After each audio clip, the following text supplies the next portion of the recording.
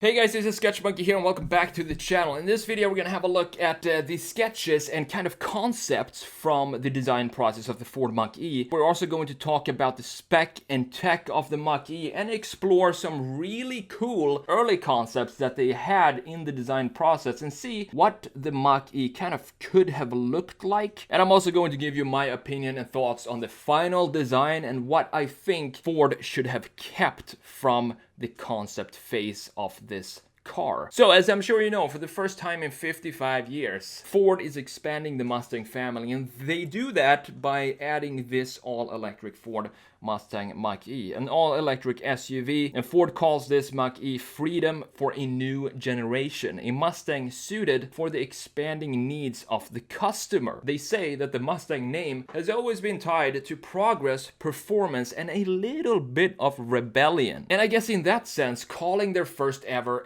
all-electric SUV a Mustang kind of makes sense. So let's talk about the spec first before we jump into the design part of this video. When it arrives in late 2020, Ford Mustang Mach-E will be available with a standard and extended range battery option with either rear-wheel drive or all-wheel drive. With the extended range battery and rear-wheel drive, the Mach-E has an estimated range of at least 300 miles. And to me, that's not too bad, because I think this is going to actually increase over the lifetime of the car, because remember, we're still in the early phases of electrifying vehicles, and as the software improves for the cars themselves will be automatically updated as well, and I think that will be the case with the Mach-E. In extended range and all-wheel drive, the Mach-E puts out 332 horsepower with 417 pound-feet of torque, and the standard version of the Mach-E, the main competitor, is the Porsche Macan, the base version of the Porsche Macan. And of course, this being a Mustang, there will also be two performance versions. The GT is targeting a 0 to 60 time of under 4 seconds. Same thing here, the Porsche Macan Turbo being the benchmark here. And with this time, the GT would actually beat the Porsche Macan Turbo in 0 to 60 time. The top of the line GT Performance Edition will go from 0 to 60 in the mid 3-second range. Both of these GTs will have around 459 horsepower and 612 pound-feet of torque. Now, the Mach-E comes with 3 different drive modes, and the driver can customize each setting for a relaxed or more sporty driving experience. And some of the settings include vehicle responsiveness, of course, which is what we're used to, and steering controls, ambient lighting, and dynamic cluster animations based on the driving behavior. On the inside, the Mach-E is equipped with next generation Sync 15.5-inch screen that tries to get rid of complicated menus and try to get the user interface as smooth as possible, because it works pretty much like a smartphone where you navigate with touch, swipe, and pinch controls with your fingers. And this system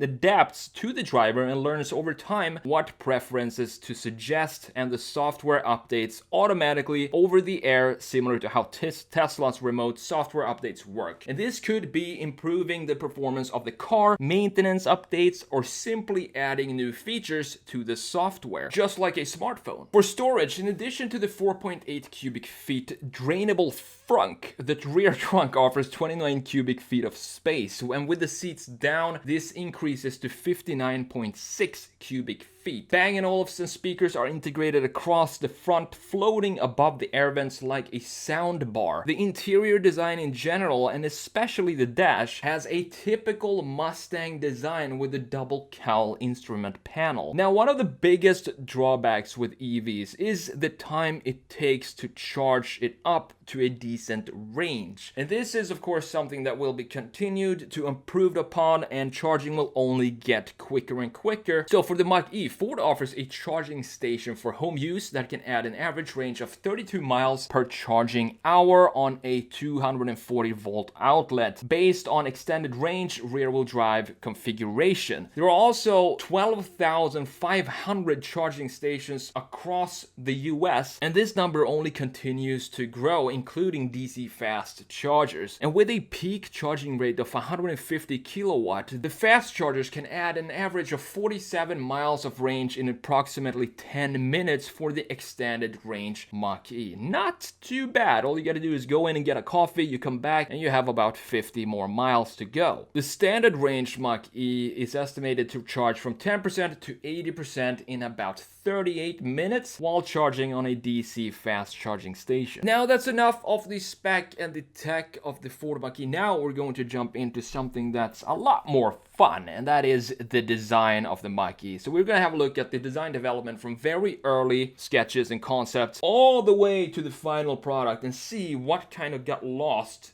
during that time. What made it into production? What was the design brief to the Ford design team? How would they transfer the traditional gasoline-powered two-door sports coupe into a high-riding electric four-door SUV? Challenge accepted. So they started by defining what a Mustang is. What are the key lines you can trace back to the first Mustang of 1965? And now begins the most fun part of any design project, and that is the ideation stage. Me personally, whenever I worked in a company or was studying industrial design or car design, all I really cared about was this phase, if I'm honest with myself. I didn't really care about manufacturing methods, and I didn't care about engineering and materials. All I wanted to do was just come up with some cool sketches and designs and let the engineers just handle everything else. So these are some of the later sketches, and I just wanted to show you them because this is when a car goes from concept and sketches to production. They lose a lot of the proportions and the stance of the car, and we still have, even in these later sketches, we still have the two most important things for this car to be, to me at least, to be a proper Mustang, are the wheels and the defining lines with some sharpness added to them. Unfortunately, this got lost in the way to production. I'm gonna show you exactly what I'm talking about later in this video. I'm going to actually redesign the Mach-E just with some very, very subtle touches, but to just emphasize the point that I'm making with the design and how it loses the proportions and the stance. I know a lot of people are thinking, well, they made the lines soft and they made the wheels specifically to enhance performance and to, you know, get more range out of it. But honestly, I would prefer if they kept it more sporty and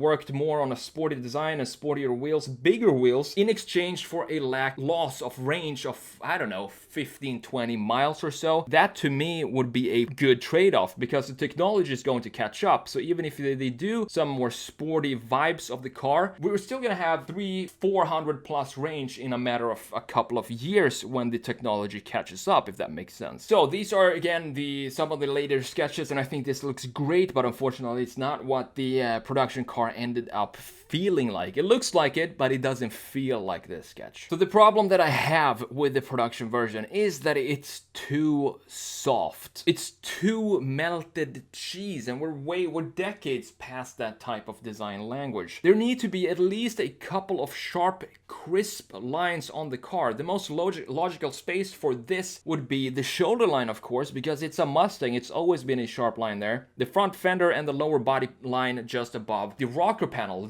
These three lines, if they could only make those three lines sharp, that would change the whole vibe of this car, in combination with adding some bigger wheels and some sportier wheels, and not these flat wheels that sit kind of inside of the body of the car. They need to push them out more, even though that means losing a bit of range. It's like I'm desperately searching for a crisp, confident, defining line that's as crisp as the lines we're used to seeing on previous Mustangs. I need at least one of those lines on the Mach-E. One would be enough. We see them in pretty much all of the sketches, and it looks so good. But for some reason, they all got lost in the final design.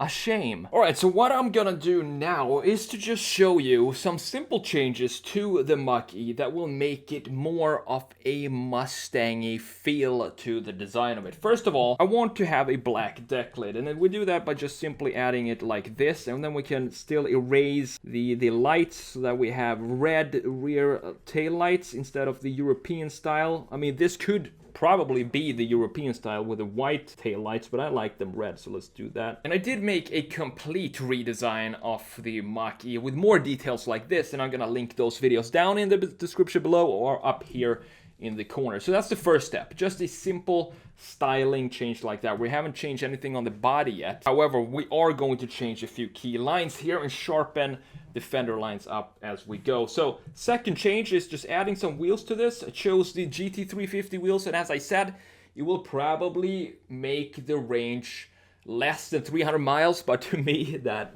I don't care. I want these beefy wheels on my Mustang. And the last change, which I think is the most important change, is to add a couple of sharp key lines. I'm gonna do that right now, and let's see how that is going to turn out.